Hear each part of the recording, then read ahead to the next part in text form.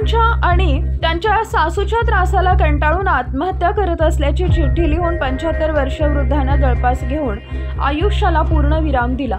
बसवेश्वर इरप्पा रासुरे राहणार मंगळवार पेठ असं आत्महत्या केलेल्या व्यक्तीचं नाव आहे। ही घटना सोमवारी 18 ऑगस्ट रोजी घडली। बसवेश्वर हे सोमवारी सकाळी राहत्या घरातील छताच्या लोखंडी अँगलला सुती दोरीच्या सहाय्यानं गळफास घेतलेल्या स्थितीत आढळले। ही घटना मयत बसवेश्वर यांच्या पत्नीनं पाहिल्यानंतर हा प्रकार उघडकीस आला। त्यांनी याची माहिती नातेवाईकांना दिली आणि त्यांनी पोलिसांना दिली। घटनेची माहिती मिळताच जोडभावी पेठ पोलीस ठाणे हद्दीतील हवालदार NB भोगशेट्टी यांनी घटनास्थळी जाऊन नातेवाईकांच्या मदतीने त्यांना खाली उतरवले।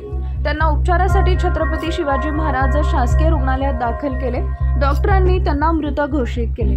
घटनेची नोंद सिव्हिल पोलीस चौकीत झाली आहे। मृत बसवेश्वर यांच्याजवळ एक चिठ्ठी सापडली असून त्यात तिघांची नावं आहेत। तिघात 2 मुलांची नावं आहेत। याबाबत पोलिसांकडून तपास सुरू असून चौकशी अंती गुन्हा दाखल करण्यात येईल अशी माहिती सूत्रांनी दिली आहे।